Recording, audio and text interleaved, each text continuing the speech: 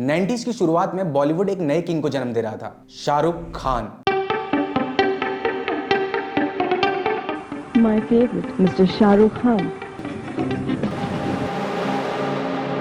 वो लड़का जो हर फ्रेम को अपने जुनून से भर देता था। उड़ने की बात परिंदे करते हैं मदन चोपड़ा, टूटे हुए पर नहीं। लेकिन उसी वक्त इंडस्ट्री का असली हीरो कोई मर्द नहीं बल्कि एक औरत थी, श्रीदेवी।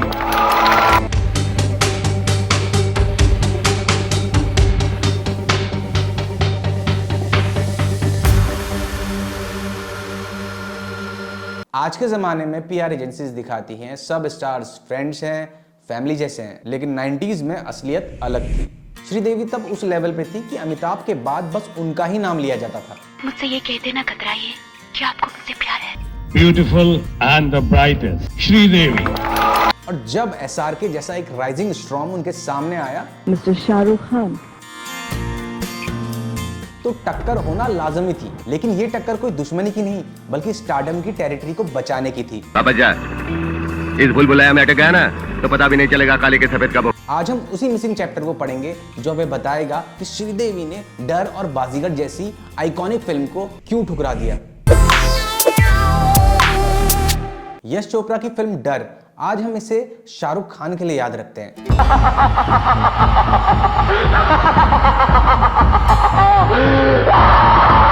लेकिन यश चोपड़ा की पहली पसंद किरण के रोल के लिए श्रीदेवी थी। मेरे अकाउंट में तू भी पी ले एक बियर, ठंडी ठंडी। श्रीदेवी ने जब स्क्रिप्ट पढ़ी तो उन्होंने यश जी से ऐसी कुछ चीज मांग ली थी जिसको सुनकर डायरेक्टर के होश उड़ गए। उन्होंने कहा, मैं किरण का रोल तब करूंगी अगर मैं स्टॉकर एसआरके का रोल करूं। इमेजिन करिए, श्रीदेवी बोल रही है I love you Kiran. I love you किरण।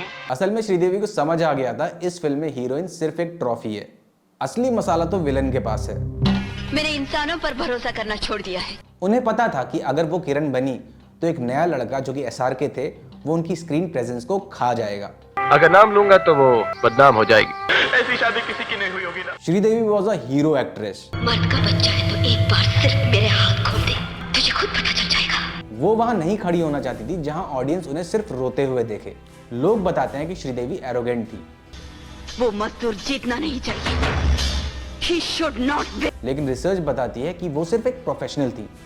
1990 में श्रीदेवी की जो फीस थी वो अमिताभ के बराबर ही थी। तब शाहरुख खान नए नए इंडस्ट्री में आए थे। One had heard a lot about Sridevi, and they were because she is more or less a legend.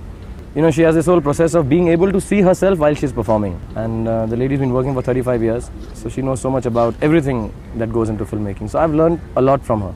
वो श्रीदेवी के सामने एक जूनियर की तरह थे। द रियलिटी चेक, 90s के प्रोड्यूसर्स का दिमाग बड़ा सिंपल था।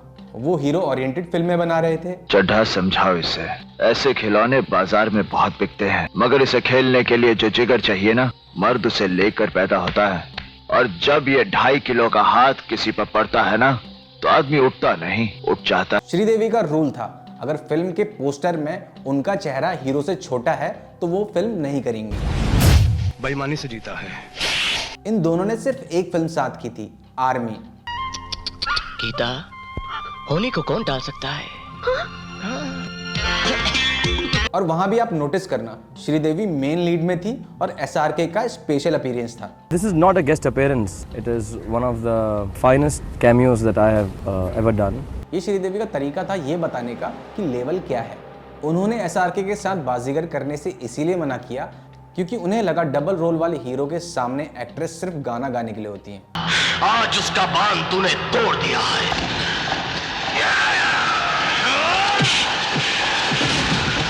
Sridevi was protecting a legacy that she built with blood and sweat in North and South. She was number 1 in Tamil film industry. She was number 1 in the Telugu film industry. She was number 1 in the Kannada film industry. And she was number 1 in the Malayalam film industry. She became the number 1 star in the Indian film industry.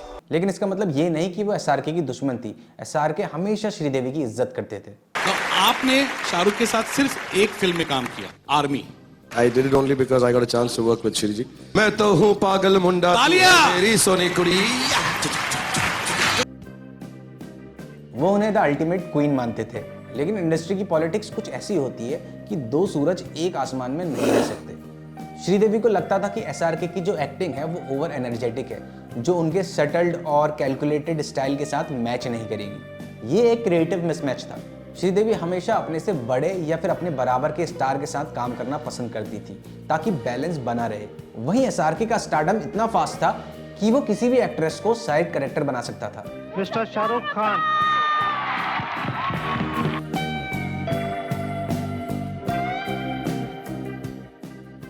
आज के दौर में हर actress Khans के साथ film बनाने के लिए तरसती हैं, लेकिन श्रीदेवी का नो बोलना हमें ये सिखाता है कि अपनी सेल्फ वर्थ को पहचानना कितना जरूरी है। मैं तो सिर्फ एक औरत हूँ जो मर्दों की बनाई इस दुनिया में अपनी शर्त से जीना चाहती हूँ। उन्होंने एसआरके को रिफ्यूज नहीं किया, बल्कि उन्होंने रिफ्यूज किया उस हीरो सेंट्रिक सिस्टम को जहां एक्ट्रेस को सिर्फ डेकोरेशन पीस माना जाता था।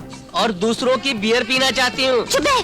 और किस्मत देखिए, श्रीदेवी की जो आखिरी ऑन स्क्रीन अपीयरेंस थी वो भी एसआरके की फिल्म जीरो में थी। टाइम लग रहा है आप एक सर्कल पूरा हुआ। किंग ने हमेशा क्वीन का इंतजार किया, लेकिन क्वीन ने हमेशा अपनी शर्तों पर राज किया।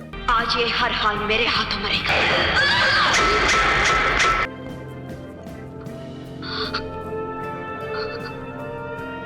क्या आपको लगता है अगर श्रीदेवी डर में होती तो वो आज से भी बड़ी ब्लॉकबस्टर होती, या फिर एसआरके का स्टारडम कभी शुरू ही नहीं हो पाता? कमेंट्स में अपनी राय बताइए।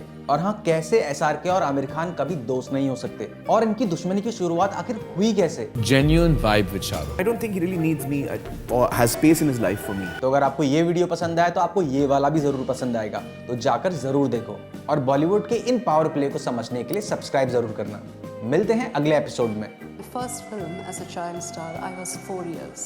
So all my childhood, my youth, everything I gave to this industry.